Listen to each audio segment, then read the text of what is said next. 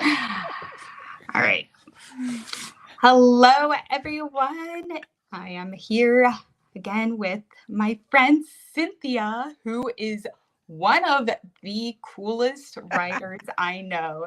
She is amazing. Thank And you. I love her story. I love her energy. So I am so glad that she is here today with us. And so we are going to talk specifically about how Cynthia overcame a lot of her obstacles and kind of interesting situations to become a published author. And do you mind, before we get into the subject, kind of talking about your books and where we might be able to find them? You can find them at payhip.com/Cynthia Carver if you want to buy directly from me. Otherwise, you can go to Amazon and pick them up there. So, either way, my books are paranormal suspense. Uh, they're about the psychic, Tracy Richards, and Shamaness and Silhouette is going to be a series of 5, and it will talk about her training as a psychic and how she goes on to help cold case uh, and not so cold case. Some are warm, some of them are extremely hot. Um, and then a small bit of justice leaps into her adult life with her children being in high school. So you get the same main character at different stages in her life through my 6 books at this point. So that's me. Yes, and I need to read them because oh my gosh, I had a crazy psychic story yesterday, and I need you to write this maybe in one of your stories where I swear I had a psychic connection with a car, with a car. The car Could be. told me it was upset about something, and like that there was something broken in the car. I didn't know anything about this, and I told my sister, I'm like, your car is upset, that there is something, there is a wire that is not fixed. And she's like, oh, it's the window wire. And I'm like, all right. So I'm thinking you need to do a in maybe one of your mystery stories. Maybe she has a psychic connection with a car to solve a mystery. Could be, yeah. All right, N all right. now my father-in-law had, one of his cars, um, not my father-in-law, but my brother-in-law, not that it really matters, um, but it wouldn't let people that it didn't like in it. It would lock all the doors. God, that's great. All right. I want that in one of your books. But anyway, so yes, and I think your story of how you were brought up is very interesting because you there aren't a lot of people in your situation. So do you mind No. kind of talking about your childhood and upbringing? Okay. Um, in our last interview, I don't wanna repeat myself, so if I start repeating myself from the interview before, just say, Oh, "We've covered that." But, I am Métis, that's M and the E with the asterisk over it, TIS, and I was raised in 2 cultures. My father raised me Native only, and my mother, she was Native, and her grandmother and my great-grandmother, uh, practiced the Celtic way instead of the Native way. So, I I'm gonna say I had the best of both worlds, even though if you're Native, you're probably going, "What? No way." And if you're Celtic, you're going, "No, you don't blend those." And you don't. You don't blend them. You either practice the Native ceremonies or you practice the Celtic ceremonies.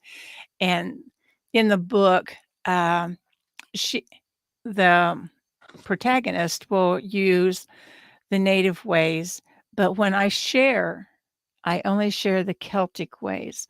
So it's almost like I don't know what I'm talking about in my books, but I do.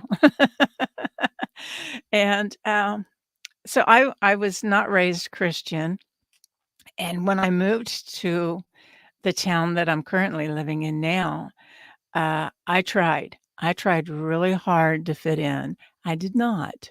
I just did not fit in. The, rel It wasn't so much as being racist because of my nationality or my ethnicity, but it was because I didn't go to church. I didn't have a Sunday school I belonged to, and I tried the Methodist, and I tried the Quaker. The Quaker actually let me go through, oh, I forget what they call it, but it's where you take classes to convert, and, just before I got to the final stage, they told me not to come back. So, um, so that was a little bit about growing up. I was trained to take over the position of my parents, who were medicine people, and that's where I'm at now. We have a very small tribe, so they don't call on me. They call on the MD down the street. He graduated in school with me, so he's a good guy. But I guess the biggest thing when it comes to writing is I didn't learn to read until I was 28. I graduated because I remembered everything. It was like, you tell me something, and I soaked it up like a sponge. But as far as reading the textbooks and following along that way, I didn't do that very well. Uh, but my mom and my dad's mother sat me down with a grocery bag, and they were the brown paper bags at that point in time, and they were full of romance. So my grandmother read it, my mom read it, and then they gave it to me, and I was expected to tell them uh, words that I would learn the meaning of, different, larger words, and I was also they would quiz me on comprehension because I knew that this word says mind and this says set. So together it's mindset. Yours is soda. Now, you use that in a sentence and I would not be able to comprehend it. So, individual words I had, but the comprehension of it I didn't. And I my eyes would jump all over the place. I'd be reading along here and then jump down there and then come back up here. So nothing was making any sense to me. Um, and then after I did my first cold case, well, it was actually warm at the time. She had been kidnapped, uh, but they didn't know where she was at, and they were pretty sure because it was 72 hours that there's a good possibility she was deceased, and she was not. This was a human trafficking ring, and things. I told them where she was at, but because I was so young, I mean, mm, I was really young, and so they didn't believe me. They had called my father and his brother to work on the case. And I came in and started going, "Oh, this is what I see, and this is where she's at. And, she's got this bracelet on, and they're going to identify her as the wrong person." And uh, small bit of justice is that story written with an ending that I was more comfortable with instead of what really happened. So, all right, I've rambled. Questions? No, I love that. And so, because sometimes when I know for me, when there are things that I'm still upset about from my past, like just writing them out and whether it's in a journal or in a fictional way, in a way that you would have been more comfortable with the ending. Like, it's so therapeutic for you. And I'd love to hear more Yes. about how writing has helped you in your life and how your life has really impacted your writing and, with your Okay. culture and everything. Well, I put my culture in my books, and the the writing is therapeutic. I mean, I would have nightmares about, not finding certain people that I was tasked with finding. Um, I also did, what do they call that? Remote viewing. I would do that.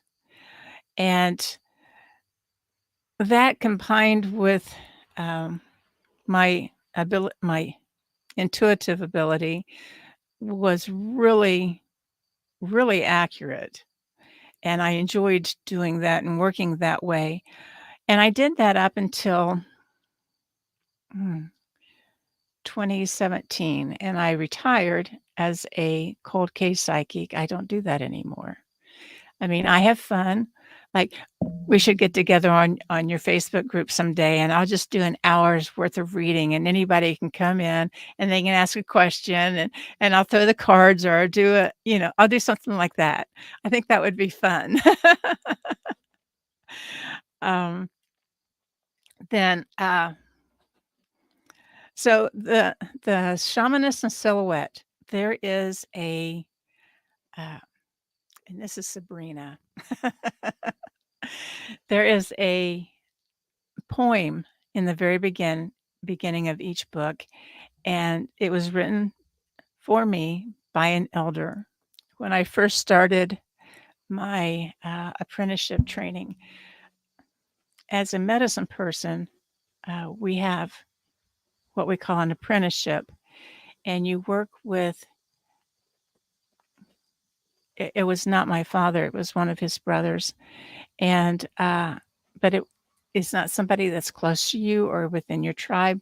So I went and I trained with him, and I trained with him for 11 years, and then I came back and I brought what I knew, and I would do readings. I did readings,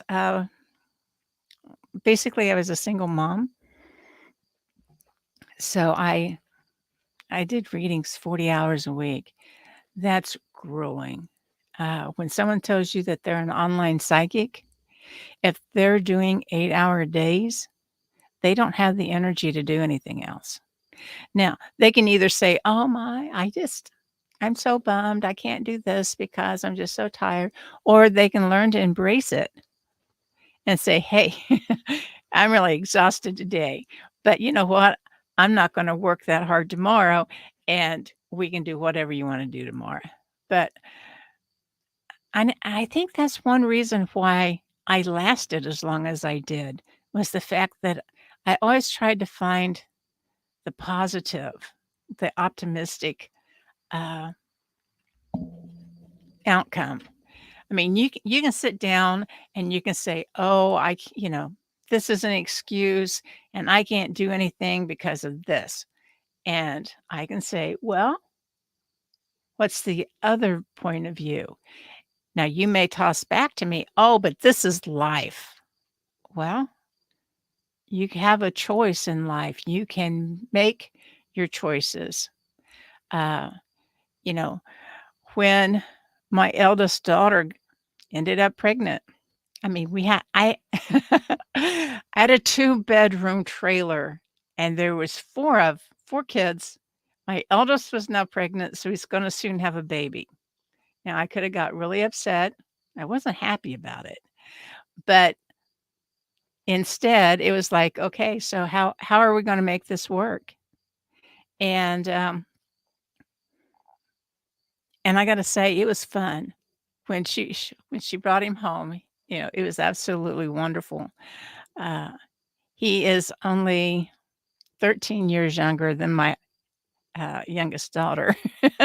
So that tells you how kinda close everything was, coming. Um, but if when you have obstacles that come at you, and if you can say, "Okay, what's the worst? Okay, what's the best?" And if you can accept and point someplace in the middle on the upside of that scale, it's always gonna come out a winner. Um, I don't know if your, Facebook group is a witchy group or not, but if it is, or you have any witches out there, young witches, you might want to think about, okay, so when I cast a spell and I want my way to happen, well, you don't want to get into the karmic. So if you want a better job and the person who has your job got it because of favoritism or whatever, the easiest way to do that is when you do your spell to ca- to cast for you to get the job you want, you're going to ask that that person find a job more to his or her liking. So you're going to ask that that person get a better job. And it doesn't matter that when or she takes the job that it's not better. The only thing that counts is whether or not the person that is making the transition from one job to the next believes it is for the best. And that's what you want. You want them to be happy. Then you I move in. love that. Then Yes. you move into that space, and because you wanted them to be happy, then you're happy.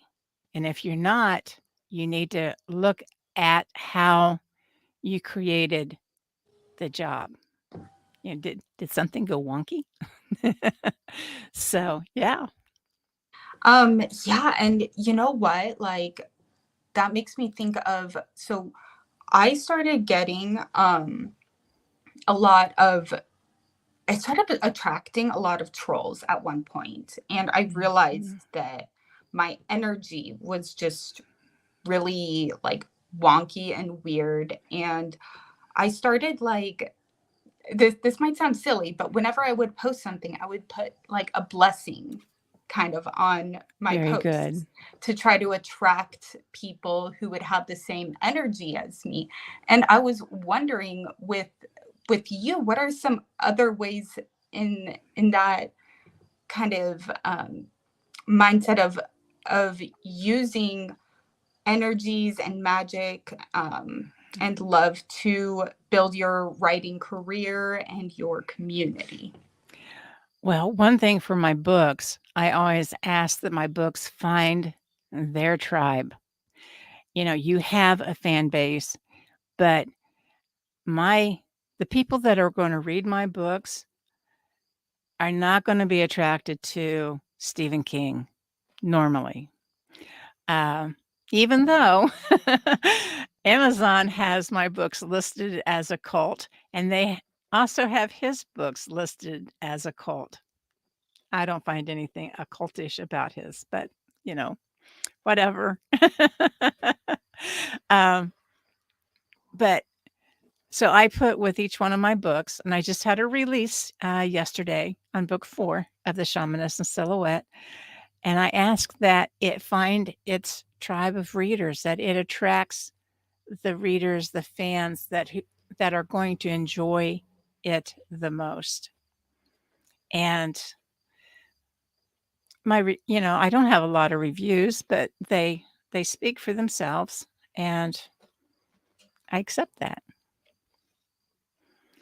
And Yeah, because it's so much better to have mhm, like a small group, in my mhm, opinion, of like-minded, energetic people than, being completely out there, super popular, but attracting the wrong yeah. kind of people. So, And recently I've befriended a Peruvian, shamanic practitioner, and we're gonna be holding circles and drummings and stuff in the area. Uh, so if my books would take traction and people would want to have and attend, the ceremonies that are in book 2, which is called Lessons Learned, I think that would be fantastic. Wouldn't it be so fantastically fun to have all these women or men show up to do ceremony and just ask for all kinds of blessings and then be blessed? I think that would be marvelous. Putting it out there. I would love that. What are some ways that you've been able to kind of, you mentioned about being dyslexic and not being able to Mhm, read, but being able to memorize things really mhm. easily. What are some ways that that skill that you learned or just naturally had has helped you in your writing career? Uh, it really hasn't. Uh, I have to have my stuff really edited because it's like English is a second language to me. Um, I English is the only language I speak, but when I write it, I still have the tendency to write things backwards. Not only the words, so not only does my editor have to look for native words, but she also has to make sure that my English words aren't written wonky. Sh this the one book that she just got through editing, which I now have to send back, it I don't know, I must have had a really bad day because she's going, "I don't know if this is an English word or if it's MAT. I don't know if it's supposed to be French. I don't know if it's English. I don't know." Um It looked like, somebody had bled all over it with all the red markings and trackings that she had done on it. Um, so my editor does double time, and then after I think it's clear, then I have a beta reader go through it, and then I have another editor go through it. So I could say, "Oh, no, I can't become an author. I can't write. I can't tell my stories because I have all these problems." But I'm not gonna let it stop me. I'm just gonna find a way around it. I'm gonna now, my editor that I had been working with for several years, I adored her, but due to her health, she's given up editing totally, not just because of me.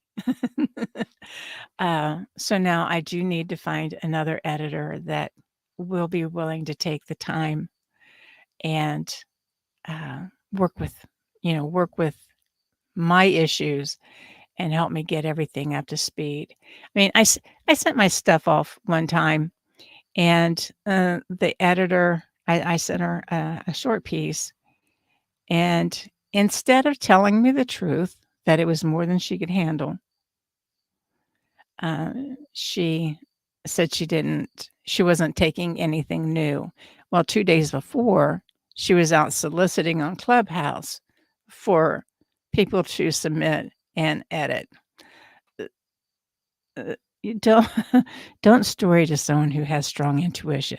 So, if you're a mama, guess what? You're gonna develop that intuition, and your little ones, you're gonna be able to tell when they're storying. And sometimes when you practice it enough, it's gonna bleed over so you can tell when other people are not telling you the truth. And so, I got my feelings hurt for about 15 minutes. Then I said, "All right, she is not for me." And now, I went on to look for another editor, and I found a fantastic gentleman that is really, he's a romance writer. I know. He's a male romance writer. He includes, mysteries and detectives, but there's a strong line for his, romance. So he's been helping me at it. Yeah. That's awesome. And I love how, so I know for me as someone with a disability and with someone who just can't do everything I want to do myself. I want to do everything myself, but I just know that I can't for physical and emotional reasons.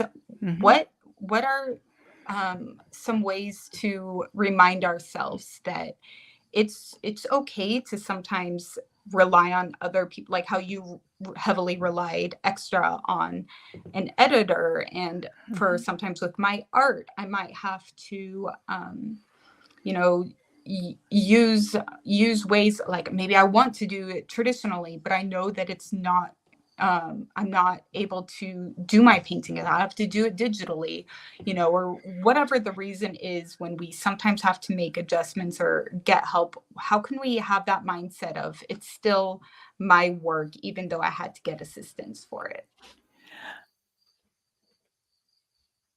I like that question. Um, when I studied at University of California, San Diego, I studied art. I thought art was just fantastic, and I couldn't get enough. I couldn't get enough history. I couldn't get enough technique, and I was just immersed in it. And that was right after I got out of the military. So I was looking for something to take my mind off of departing the military and not being set up educational wise. Not that art was an educational, that was a hobby. That was a self care class. Um, but when you develop your art and you know that you can't, you got a little one, you can't lay a tube of oil paints down or even acrylics because it says do not eat. And what's the first thing they're going to do? They're going to put it in their mouth like a tube of toothpaste. I swear. um, so doing it digitally, it's like sketching. So it's all in your mind, your mindset. So you're thinking, oh, I can't paint. No, but you can sketch. Mhm. Am I true? Are you picking up what I'm putting Yeah, down? yeah, yeah. Yeah, you can. Because not only now, you've got more you got more colors than in a 24 pack of Crayola pencils. Hmm. Yeah. Sorry if you hear any noise around. You might hear some cartoons. I'm not going to say what they are for copyright reasons. Hopefully, you can't tell. But my last question, that kind of goes along with that. Some of us feel like, oh, we're put in a bad, like, we weren't privileged with certain, upbringing. We have a disability. We have, a certain ethnicity that's discriminated against. We have whatever the thing is. Mm. A lot of us, it's so easy to fall into the victim mentality trap. I'm Yes. guilty of doing it myself all the time. And what are some ways that we can, because we've talked about before how victim mentality is literally the lowest vibration, It enthusiasm is. is the So much highest. better. What are some ways that we can kind of get from this victim mentality vibration to that enthusiasm, like, okay, I have this obstacle, but you know what, I'm really awesome and I can get to this enthusiasm level.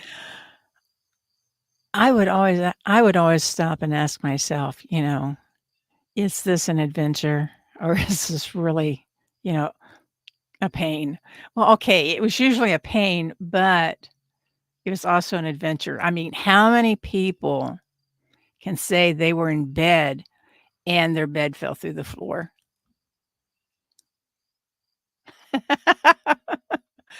To me, it was an adventure. Uh, I I did not, my parents were providing for us as best they could. And, you know, I would say probably within 6 months, we got a new subflooring and I was up out of, the crawl space. But, but when I got out of the military, I was pregnant and all of a sudden I'm homeless. So back in 79, when it was not um, culturally acceptable or cool or groovy or any of this, I was living in a van. I was sleeping on a Japanese futon at 8 months pregnant. So, um, you know, was that a bad time? Nope. It was an adventure because I was not stuck in a house. I could find a different place to park every night. I usually parked within a distance so I could hear the ocean at night. When I got closer to time for delivery, I parked closer to the hospital so that if anything happened during the night, I was rather close and could manage it on my own. Uh, so it's an adventure. You know, when you don't have when you don't have what you think you need, look at what you do have. Sometimes you really have to search for what you do have. Um, there was times where I made sure my kids ate, and then whatever they didn't eat, that was my dinner. Um, so I was looking for a way out of that situation, and you know, I was lucky to find they didn't call it a food pantry at that point in time, but it was basically a food pantry. And they wanted all this information about me that I didn't have. Uh, Now that this is back in 79. So I'm not sure how they would do it today, but it was real easy to make up information and give it to them. But, and that's what I did. Did I lie? Did I steal? Yeah, I don't look at it as lying or stealing because I did what I needed to do to provide for my kids. So, but again, it was an adventure. And now I can write about it. I love that, thinking of it as an adventure, or like, if you like video games, like a Quest or Mhm. D&D, like I love D&D. So, thinking of it. So, oh, this is cool material for, my book, but at the same time not telling the universe like, hey, give me these challenges so I could, because that's what I No. feel like I was doing before. I was like, oh, I love when bad things happen because I could make a story out of it. And then bad things kept happening over and over and over again. I'm like, okay, universe, I learned my lesson. I have enough stories. But Right. I can learn from somebody else's mistakes. yeah, Um, finding that balance between being mhm, happy about, being accepting of your challenges, but not, wanting more challenges. right? And I hear somebody thinking, "Well, I thought you were part of a tribe." I am, but when I got out of the military, I didn't return to the tribe. I was trying to distance myself because Hmm. I didn't have, looking at where I was and what I could go back to, I didn't view it as something that I didn't want to raise my child that way, and the more time I spent out of the tribe, out of the community, I realized that I was really making a mistake because here in the community, I knew people. I knew who I could trust. I knew who not to trust. Out here, um, in the civilian world that I transitioned into, I didn't know anybody. I didn't trust anybody. And here I had an infant that I needed to provide daycare for. Um, so there was, there's things, and I eventually returned to the community and took my place where I should have been all along, but wasn't. um, I, yeah, I love your story and I love your energy and you're a huge inspiration for me. So I just want to say thank you You're for welcome. joining me and sharing your story. And again, I think I have all the links to your books, so I Thank you. will put them down below if anyone wants to check out some really awesome paranormal type books. They are next on my TBR, so I am excited about that. That totally sounds like my jam. And yeah, I hope you have a wonderful rest of your weekend. Thank you. Thank you. Bye.